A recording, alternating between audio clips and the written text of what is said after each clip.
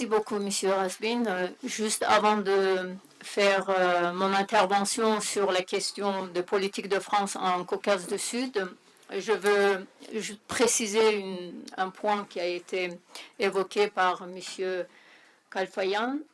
Pardon, oui, Kalfayan, et ça concernant les routes, les infrastructures qui vont traverser l'Arménie.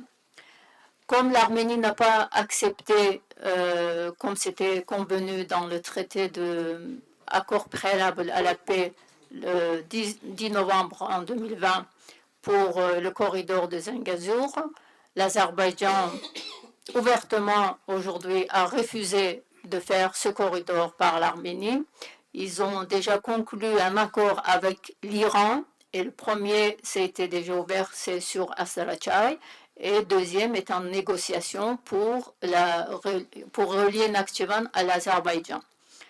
C'est pour dire qu'il y a une semaine de cela, j'ai écouté l'intervention de 3 heures du président Aliyev avec les journalistes. À aucun moment, il a prononcé les intentions de l'Azerbaïdjan pour occuper d'autres territoires de l'Arménie. Je suis vraiment désolée, mais cette hypothèse, je l'entends qu'en France et surtout dans les médias occidentaux, comme quoi l'Azerbaïdjan prétend occuper les territoires de l'Arménie, il ne va pas s'arrêter à Haut-Karabakh. Le premier point, Haut-Karabakh, c'est un territoire azerbaïdjanais, il n'a jamais fait partie de la République de l'Arménie. Et l'Azerbaïdjan n'a pas envahi Haut-Karabakh. L'Azerbaïdjan a libéré ces territoires qui étaient occupés pendant 30 ans par l'Arménie. 20% de territoires dont Haut-Karabakh fait que 4%. Le 16% ne font pas partie du Haut-Karabakh. Cette guerre, depuis 30 ans, a fait près de 50 000 morts de deux côtés. Plus de 1 million de réfugiés de deux côtés. L'appauvrissement de l'Arménie parce qu'il a été isolé et écarté de tous les grands projets économiques de la région. Et la sécurité et la question de sécurité et la souveraineté de l'Azerbaïdjan qui était pendant 30 ans sous la menace parce qu'il ne pouvait pas contrôler ces territoires, 20% de ces territoires. Aujourd'hui, l'Azerbaïdjan a établi sa souveraineté sur ces territoires qui étaient occupés illégalement. D'ailleurs, on a parlé des Nations Unies. Oui, il y a 5 résolutions des Nations Unies pour libérer les territoires occupés illégalement par l'Arménie. Ces territoires font cette région de l'Azerbaïdjan qui n'ont rien à voir avec le Haut-Karabakh. Qui a fait, cette occupation a fait en dehors de Haut-Karabakh près de 600 000 réfugiés de ces territoires qui ont dévasté, miné, comme M. Gérard Chenel il a témoigné, qu'aujourd'hui, pendant 30 ans, nos amis arméniens, ils n'ont rien fait juste détruire ces territoires qu'aujourd'hui l'Azerbaïdjan construit. Concernant le retour des Arméniens au Karabakh, ils sont partis de leur gré parce qu'ils pensaient qu'il y a un danger. C'est aussi normal, on peut le penser parce que l'armée azerbaïdjanaise a pris le contrôle total du Haut-Karabakh, mais ils peuvent revenir en Haut-Karabakh. Plusieurs fois, les officiers de l'Azerbaïdjan, y compris le président Aliyev, a fait la déclaration. Ceux qui sont des Arméniens du Haut-Karabakh d'origine avec les papiers, tous les documents, etc., ils peuvent revenir en Haut-Karabakh. D'ailleurs, tout le monde n'est pas parti. Il y a des gens qui restent, les Arméniens qui restent, qui sont déjà pris en charge par tout ce qui est aide sociale, médicale, etc. D'ailleurs, il n'y en a pas qu'en Haut-Karabakh, les Arméniens. Aujourd'hui, en Azerbaïdjan, dans plusieurs régions, y compris à Bakou, il y a près de 10 000 Arméniens qui vivent, qui continuent à vivre. J'en ai une dans ma famille, on ne l'a jamais chassée. J'ai des cousins germains qui sont de mixtes arméniens-azerbaïdjanais. Il y a plusieurs familles de ce type en Azerbaïdjan qui aujourd'hui continuent à vivre en Azerbaïdjan. Malheureusement, on ne peut pas dire ça pour l'Arménie parce qu'il n'y a aucun Azerbaïdjanais en Arménie. Tout le monde a été chassé. Quand le président Aliyev il disait de retour des Azerbaïdjanais dans leur... sur ce sujet-là, oui, déjà, vous entrez dans votre sujet. Parce que, M. Rasbin, parce que tout est un peu, il y a une confusion dans le fait comment on le présente les choses. Pour que les gens ils comprennent de quoi il s'agit, il faut qu'ils comprennent l'origine du problème. Alors que ça a été un peu déformé. Ce qui concerne la politique de France en Caucase du Sud, aujourd'hui, bien sûr, ça a été cité par d'autres intervenants qu'il y a le facteur de lobby arménien qui est très fort en France. Ça, c'est un des facteurs qui pèse vraiment sur la politique de France, parce qu'il y a une dépendance concernant les élections. Des politiques ont besoin toujours de la mobilisation de communautés arméniennes, comme il l'a fait clairement M. Mourad Papazian sur sa page de Facebook quand la France a apporté son aide humanitaire à l'Azerbaïdjan pendant la deuxième guerre de Karabakh, en disant que Emmanuel Macron, on va se souvenir pendant les élections de ce geste que tu as fait pour l'Azerbaïdjan. Tu ne peux pas faire ça, parce que l'Azerbaïdjan, c'est un pays agresseur qui a agressé l'Arménie. L'Azerbaïdjan n'a pas agressé l'Arménie.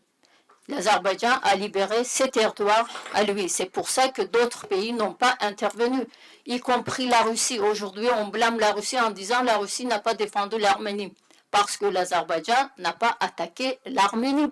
Le Haut-Karabakh, c'est le territoire azerbaïdjanais. Il a fait des opérations militaires sur ces territoires propres à l'Azerbaïdjan, reconnu internationalement et faisant partie de l'Azerbaïdjan. D'autres facteurs de la politique de France aussi liés à la Russie et à la Turquie.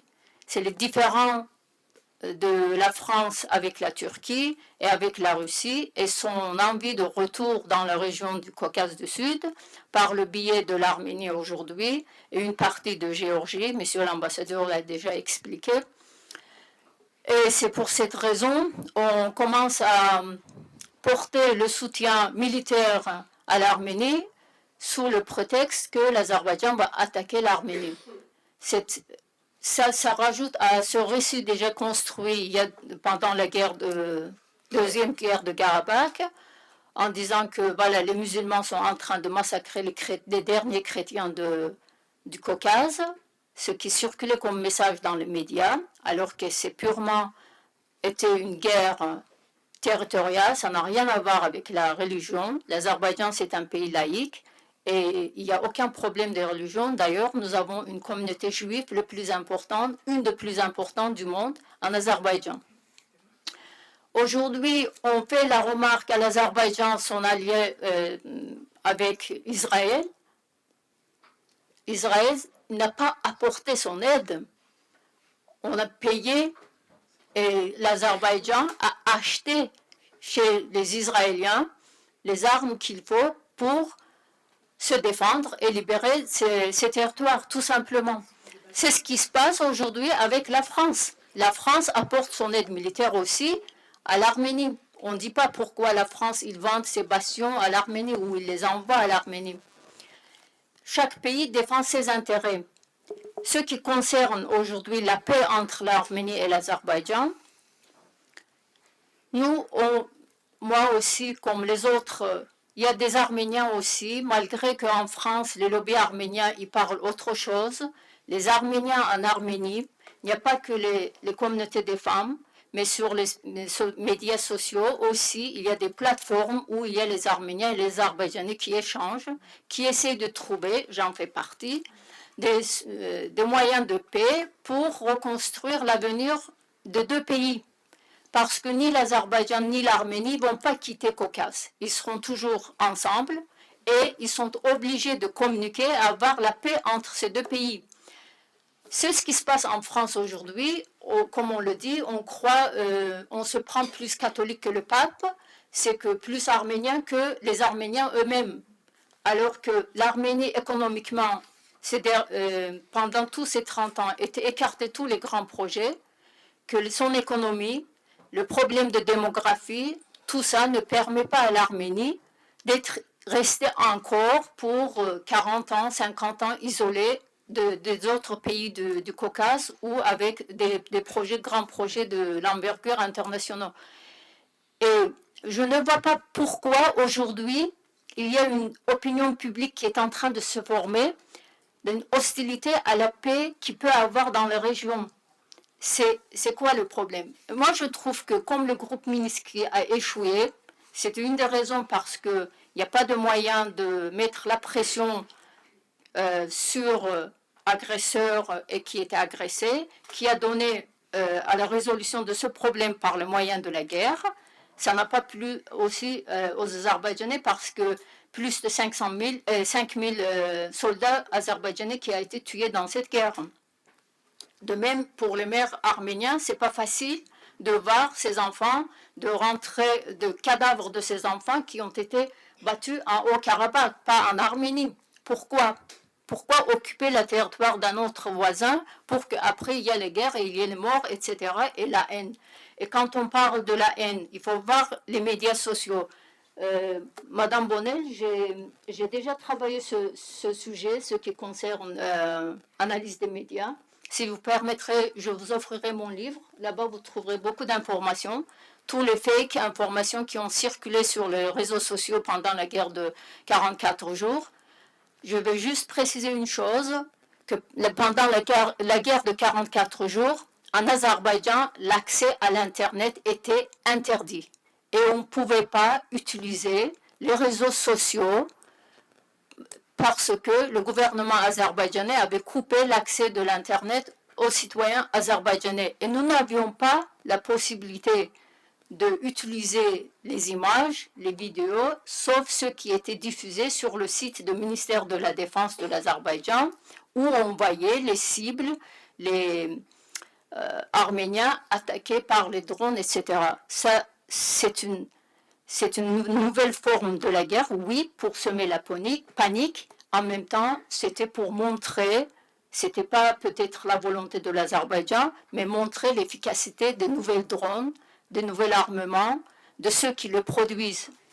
Et tous ces armes, il n'y a pas que Israël, il y a la Russie, il y a la Turquie, il y avait même la France qui a vendu des armes à l'Azerbaïdjan.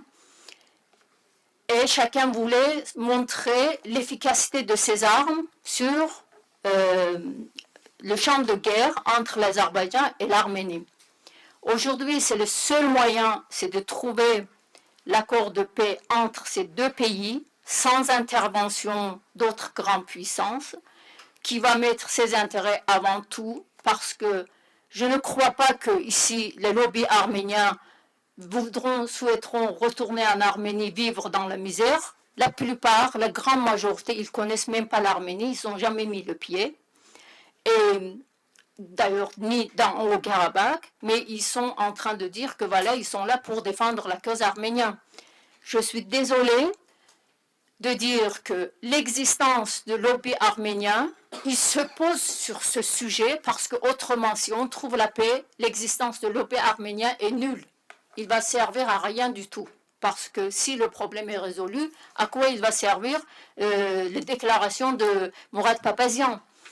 Une autre confusion, ce qui concerne le génocide des Arméniens par l'Empire ottoman.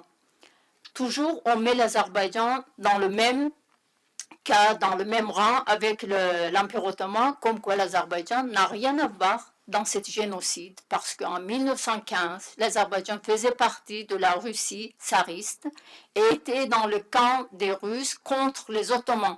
Ça n'a rien à voir avec l'Azerbaïdjan ou les Azerbaïdjanais, le génocide des Arméniens de l'Empire ottoman. Dans mon livre, je l'ai dit clairement, j'ai été même... j'ai eu des remarques assez sévères de la part des journalistes turcs parce que j'ai appelé le génocide arménien. Ça n'a pas été officiellement reconnu par l'ONU, mais il y a des faits, il y a eu des massacres. Je ne sais pas si c'est un génocide ou des massacres, mais il y a eu des morts. Moi, je l'ai écrit de cette façon, c'est mon opinion. Et personne ne peut me juger sur mon opinion. Mais mettre l'Azerbaïdjan dans le même cas de figure que l'Azerbaïdjan a participé au génocide des Arméniens en 1914, c'est une fausse information, c'est injuste et c'est même illégal de blâmer un pays qui n'a pas participé à un génocide. Quand on parle des images, je veux bien croire à votre objectivité, mais je vous invite de récolter toutes les autres informations depuis le début de cette guerre, pas uniquement dernière guerre de 2020, bon, avant le dernier, parce que c'était presque fini, et d'analyser et de faire vraiment une analyse objective des images de guerre, commençant par la tragédie génocide pour certains, tragédie pour massacre de Khojaly qui a eu lieu en 1992, qu'en une nuit, près de 1000 Azerbaïdjanais ont été tués, chassés et trouver les enfants qui étaient les femmes, la plupart étaient les femmes, et les petits-enfants qui étaient massacrés, décapités, démembrés, et c'est pas moi qui le dis, vous pouvez lire les articles du Monde, de Figaro, de New York Times, de tous les autres médias internationaux qui ont, à cette époque-là, ont eu le courage de dire la vérité. Aujourd'hui, de blâmer des uns et des autres parce que ce qui s'est passé, c'est la guerre. Partout, il y a des crimes de guerre. C'est inévitable quand on fait la guerre, c'est comme ça. Mais pour nous, l'avenir se construit sur la paix. Et je pense que s'il n'y a pas toutes sortes d'intrusions des étrangers qui sèment la haine entre les Azerbaïdjanais et les Arméniens, on va trouver la paix très facilement. Il n'y aura pas de problème parce qu'on a toujours vécu ensemble et on est capable de vivre ensemble. Et tout ça, c'est pour vous dire que le récit que j'ai entendu pour la plupart aujourd'hui ici et tout ce qui se passe dans les médias, les politiques, etc., non, ils n'ont aucune information de ce qui se passe sur le terrain. Ni le peuple arménien, ni le peuple azerbaïdjanais ne veulent pas de guerre. Ne préparez pas l'hypothèse en disant qu'il va y avoir une autre guerre s'il n'y a pas de paix. Le problème de conflit au Karabakh, il est résolu. Il fait partie du territoire intégral de l'Azerbaïdjan. Les Arméniens qui ont quitté le Haut-Karabakh, s'ils le souhaitent, ils peuvent revenir. Il n'y a aucun refus de la politique. Faites votre conclusion, s'il vous plaît. Oui, c'est ce que je suis en train de faire. C'est ma conclusion que, au lieu de faire des hypothèses, des récits revisités, reconstruits, de faire de l'histoire un atout pour redistribuer les territoires, sinon aucun État va rester intact. Tout le monde ça sera une pagaille dans le monde sur la scène internationale. L'histoire, c'est de l'histoire. On doit penser pour l'avenir. Et moi, je suis aujourd'hui un peu choquée par tout ce qui se passe. C'est pour ça que malgré que j'avais fait mon discours plus approfondi sur la politique de France en Caucase du Sud, j'étais obligée de porter certaines précisions et éclaircissements sur ces sujets-là parce que j'ai l'impression que, à part nous, tout le monde veut la guerre pour l'Azerbaïdjan et l'Arménie. Je propose à tout le monde, autour de vous, d'arrêter de faire cette hypothèse qu'il y aura une autre guerre, l'Azerbaïdjan va conquérir l'Arménie. On n'a pas besoin. Ce sont des anciens, si on parle de l'histoire, ce sont des anciens aussi territoires azerbaïdjanais. On ne proclame pas. Je vais finir mon intervention. D'ailleurs, je vous invite de lire aussi Anaïd Terminassian, qui était une très bonne historien spécialiste de questions arméniennes, mais arménienne de France. Alors, il décrit la situation d'Arménie au 28 mai 1918.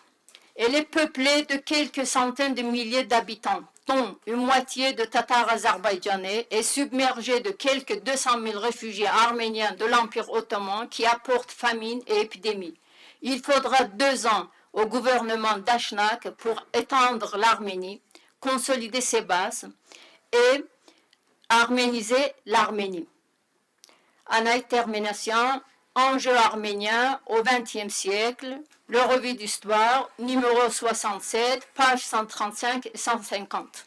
Vous pouvez lire, moi j'ai lu beaucoup d'articles et des recherches de Anaï Termination où on trouve des informations très objectives sur tout ce qui s'est passé depuis des siècles, de 2 derniers siècles en Arménie, entre les Azerbaïdjanais et les Arméniens. Vous trouverez des informations qui vont vous éclaircir la situation, qui n'a rien à voir avec tout ce que vous lisez ou vous voyez dans les médias traditionnels et maintenant sur les réseaux sociaux qui circulent dans les pays occidentaux. Voilà.